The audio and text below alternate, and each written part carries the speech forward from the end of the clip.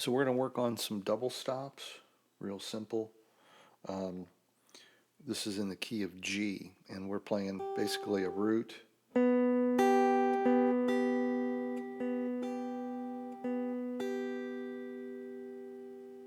a third.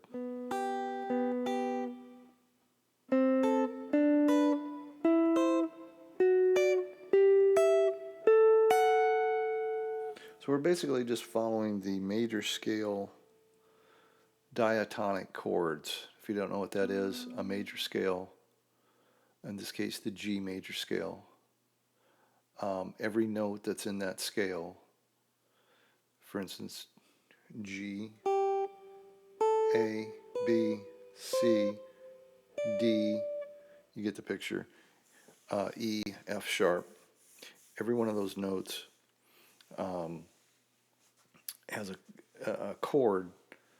You make up a chord from each one of those notes. So you take the root, the third, and the fifth of that note within the scale position. So in other words, position 1 is the G note. So we take the G, and we take the third and the fifth note of that G scale. So you look at G, G, A, B, so we would take the B. So G and B would be the 1 and the 3. C and D would be the 5.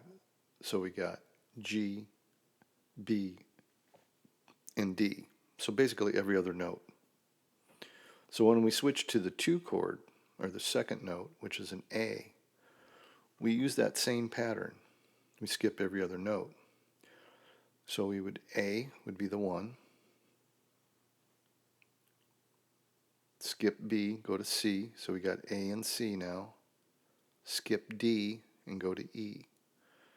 So we got A, C, and E for chord 2.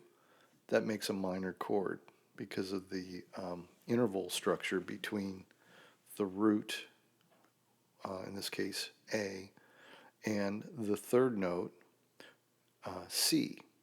If you look at the distance between A note, and C,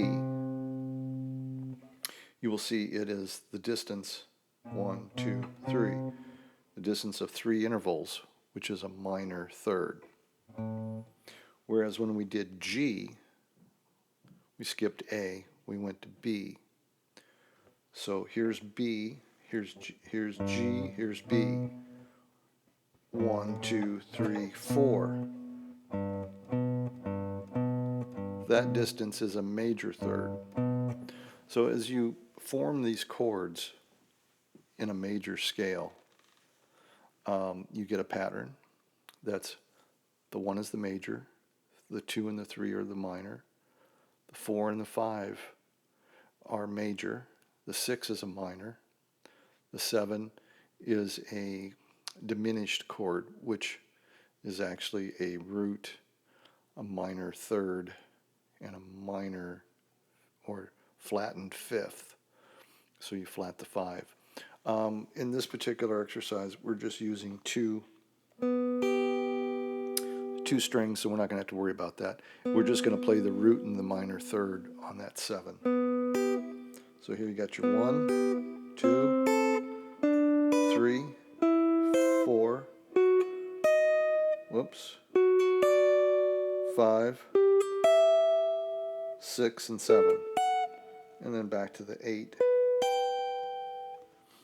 1, 2, 3, 4, 5, 6, 7, back to the start. So see how cool that sounds. We're just playing a loop in a G chord progression in the key of G. We're just going to apply this little double stops here.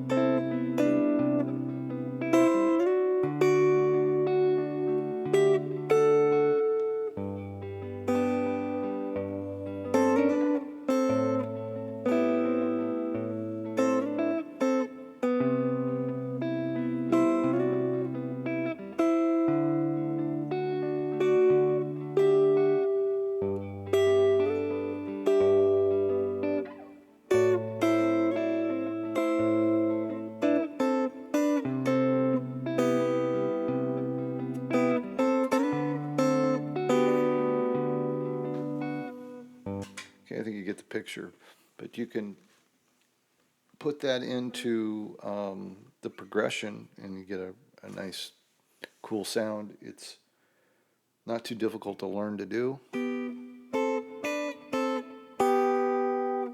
There's two shapes, the major shape and the minor shape.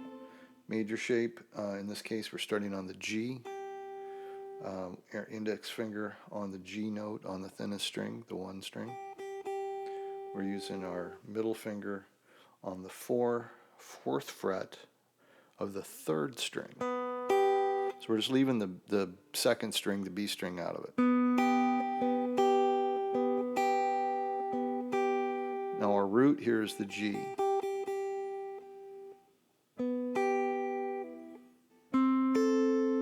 So when we go to the minor, we're going to switch. We're not going to use our index finger.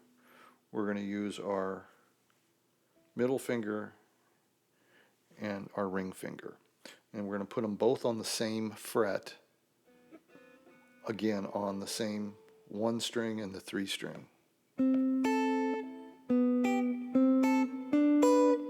Now the pattern we're following is the major scale interval pattern of root, whole step, half step, whole step, whole step, whole step, half step. So if you pay attention to the index finger starting, and then you're switching to the ring finger, you can see we're starting here on the G. Then we're going to a whole step up, here to here, whole step. Another whole step up, and now a half step. So it gets a little tricky here because your half step, you're going from your ring finger back to your index finger. So like I say, there's two shapes. Index and middle on the major, and middle and ring on the minor.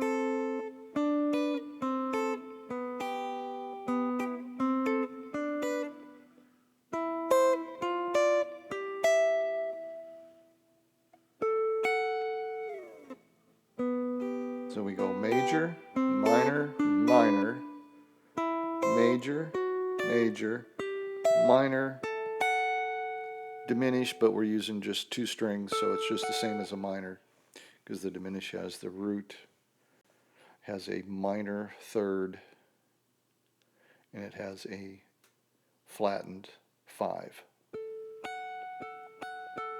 So we're just using those 2.